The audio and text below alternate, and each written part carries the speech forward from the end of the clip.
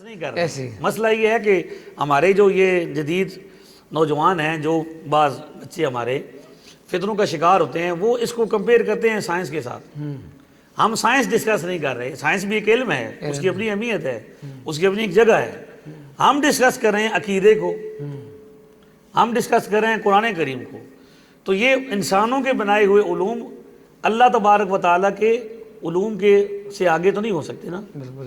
اس لیے یہ دیکھنا بڑا ضروری ہے، یہ سمجھنا ضروری ہے بھی رب ہے. رب ہے کیسے، کب، کیوں، یہ اس کے آگے سوال. نہیں. علی کل شیء قدیر کا کیا مطلب ہے؟ کہ وہ قادر مطلق ہے، وہ سب کچھ کر سکتا ہے، اس لیے اس کے لیے کچھ ناممکن ہے نہیں. کیسے ہے، یہی تو مسئلہ ہے کہ وہ رب ہے.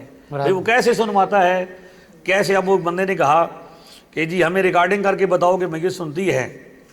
مجھے کسی بندے نے کہا اچھا کہ اگر آپ کہتے ہیں کہ میت سنتی ہے، جواب دیتی ہے، تو آپ مزار پہ جاؤ یا والد کی قبر پر جاؤ. بلکہ ایک مولوی صاحب کا کلپ بھی ہے. اچھا. تو اس میں وہ کہتے ہیں کہ جناب آپ ہمیں بتائیں کہ ریکارڈنگ کر کے دکھائیں کہ جواب آ رہا ہے. تو میں نے کہا بھائی گل لمبی ہو جیسی. آپ کا کیا عقیدہ ہے کہ اللہ کیا ارشاد فرماتا ہے؟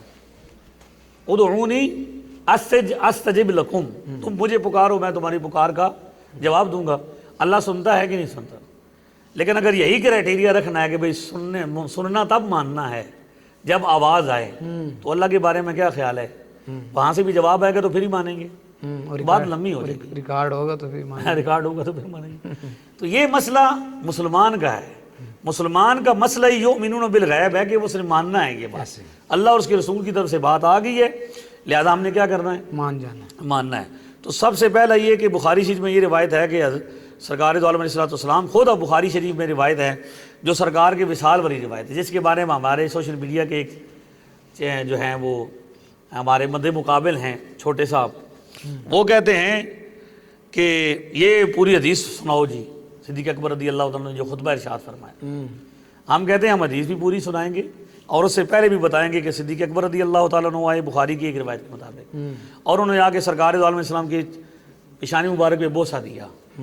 چارپائی مبارک پہ جسم شریف تشریف فرما تھا، حضرت صدیق اکبر نے آ کے بوسہ دیا اور 3 مرتبہ یا کے لفظ سے وا کے لفظ سے حضور کو پکارا، آپ سے گفتگو کی اور فرمایا کہ اللہ تعالیٰ آپ کو پر 2 موتوں کو جمع.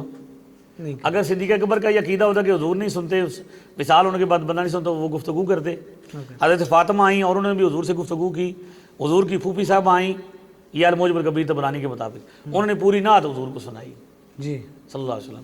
تو اب یہ ہے کہ یہ سارا سلسلہ ہے کہ بھئی صحابہ کرام سے یہ بات ثابت ہے. جامع ترمذی کی روایت ہے حضرت سیدہ عائشہ صدیقہ کے بارے میں کہ یہ کہا جاتا ہے کہ ان کا یہ عقیدہ ہے کہ بھئی میت نہیں سنتی. ایسے ہی ہے، نعوذ باللہ یہ کہا جاتا ہے نا. بالکل. حضرت عائشہ صدیقہ رضی اللہ تعالیٰ عنہا کا نظریہ یہ ہے، جامع ترمذی میں روایت ہے کہ وہ اپنے بھائی کی مزار پر گئیں. ان کے بھائی تھے حضرت عبد الرحمن بن ابی بکر، وہ مدینہ اور منورہ کے درمیان ایک جگہ ہے، وہاں پہ ان کی قبر بن گئی، وہیں پہ فوت ہوئے تھے تو وہیں پہ دفنا دیا گیا. حضرت عائشہ صدیقہ مدینہ شریف سے وہاں پہ ان کے مزار پر حاضر ہوئی اور جا کے ان سے گفتگو کی، شعر پڑھے باقاعدہ. یہ جامع ترمذی میں موجود ہے.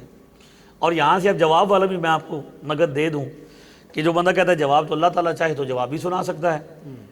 جامع ترمذی میں روایت ہے کہ ایک صحابی نے سفر میں تھے حضور کے ساتھ، اور آقا دو عالم علیہ السلام نے ان کو فرمایا کہ بھئی یہاں پہ آج رات کو خیمے لگا دو. تو خیمے لگا دیے گئے.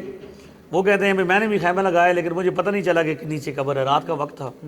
رات کو میں جب سویا تو مجھے قبر سے سورہ ملک کی آواز آنا شروع ہو گئی. سبحان اللہ.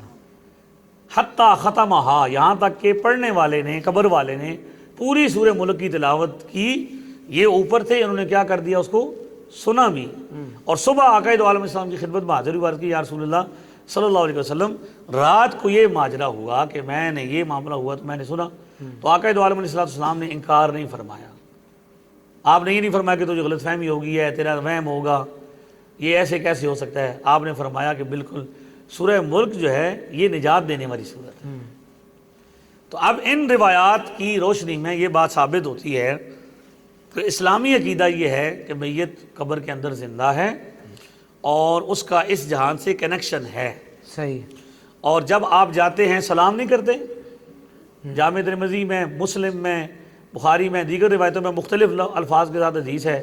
حضرت سیدہ عائشہ کو حضور نے سکھایا کہ جب قبرستان جاؤ تو کیا کہو، السلام علیکم یا اہل القبور، مختلف الفاظ کے ساتھ ہے۔ ایسے ہی جامع ترمذی کی روایت ہے کہ سرکار کی اپنی سنت یہ ہے کہ آپ صلی اللہ تعالی علیہ وسلم قبرستان کی طرف رخ کر کے یہ سلام فرماتے تھے۔ ایسے ہی تو اب جو سلام دینے کا حکم ہے سلام اسے دیا جاتا ہے جس کے اندر روح نہ ہو، جو سنتا نہ ہو۔ کبھی پتھروں کو بھی سلام ہوتا ہے، نہیں ہوتا۔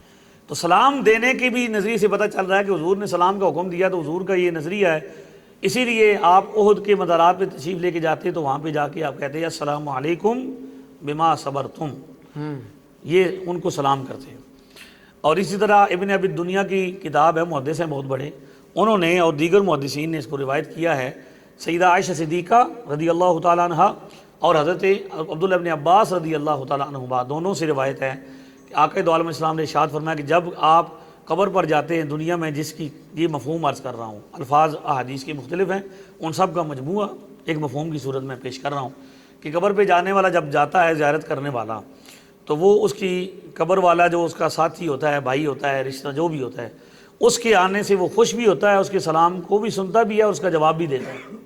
سبحان اللہ۔ جس طرح دنیا میں آنے سے خوش ہوتا ہے، اسی طرح قبر میں، قبر پہ جب قبر کے اوپر کوئی جاتا ہے تو یہی وجہ ہے کہ قبر پہ جانے کا حکم ہے، زیارت کا حکم ہے، کہ اسلامی نظریہ یہ ہے کہ قبر والے سماعت بھی کرتے ہیں، وہ آپ کے حالات سے آگاہ بھی ہوتے ہیں اور اس بات وہ خوش بھی ہوتے ہیں۔